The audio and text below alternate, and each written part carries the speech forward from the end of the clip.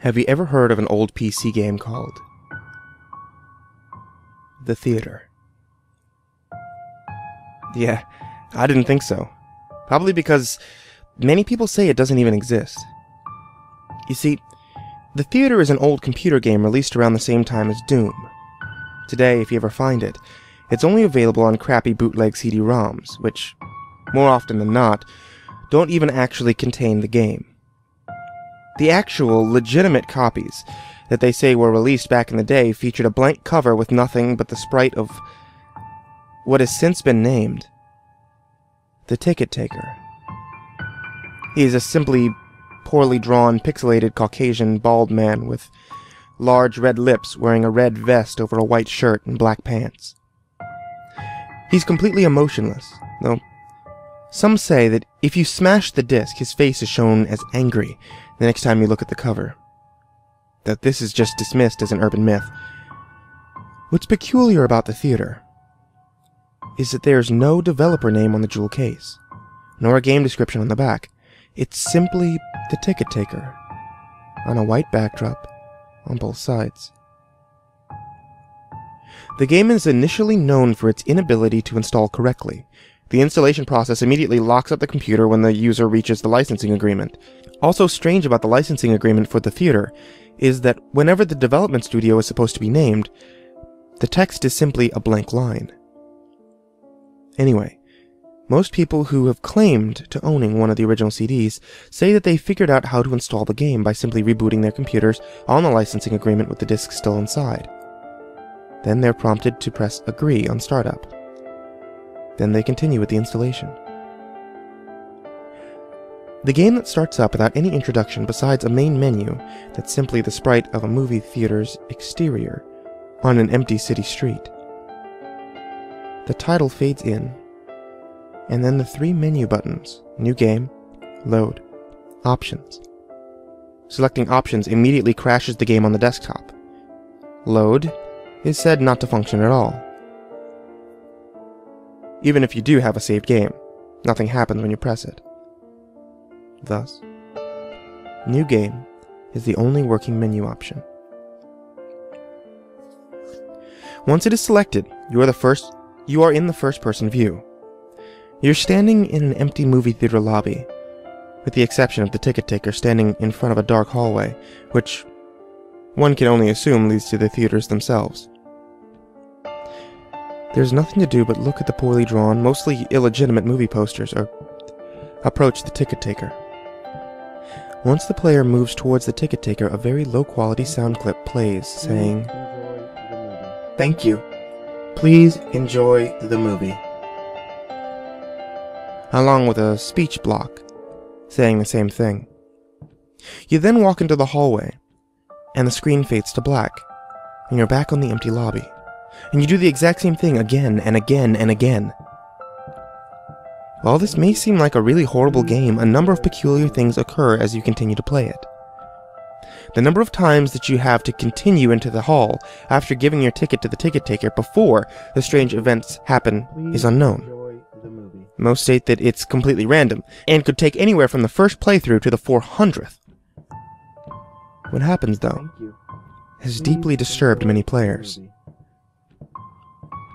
The first occurrence is when the player fades back in after walking into the hallway. This time, they'll notice the ticket taker is completely absent. The player then, without any other options, decides to walk into the dark hallway. The sound clip and text mentioned previously still play in the absence of the ticket taker, but when the player walks into the hallway, the screen does not fade out. It goes pitch black. As they walk deeper into the hall, but the player's footstep sound clip is still playing as they continue to push the up button on their keyboard.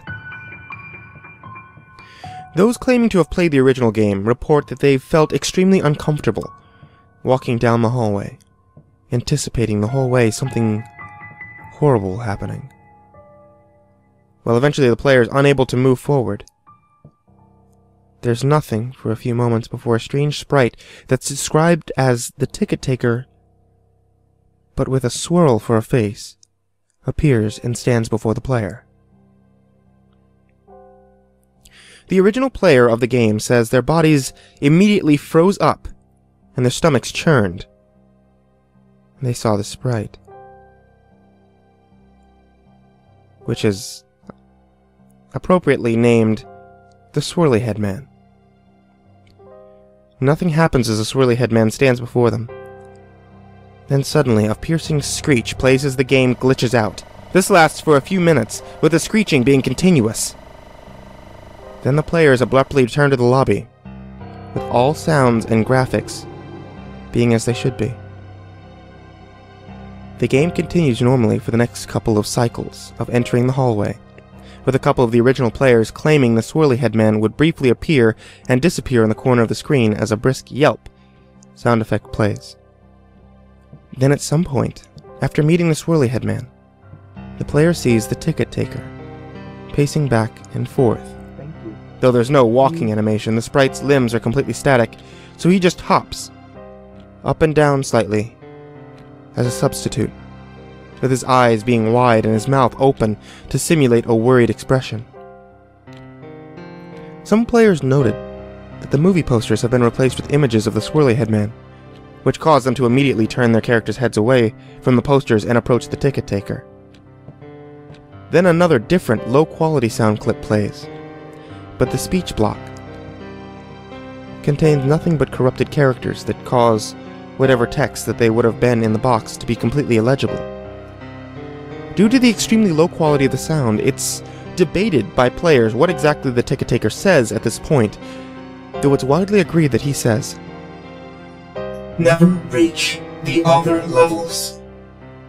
Then the screen fades out, once again, and returns the player back to their starting point in the lobby. But the ticket taker is gone. The hallway is blocked by a large brick wall sprite. Touching the brick wall will immediately crash the game. And that's all there is to it. No one knows what the other levels are, or how to gain access to them, nor is it known why the Swirly Head Man causes such acute fear in those who have seen him in the game.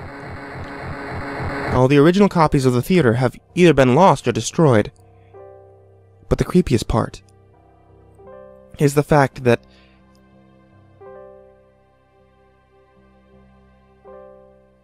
all the original players of the game claim to occasionally see a brief glimpse of the Swirly Head Man out of the corner of their eyes.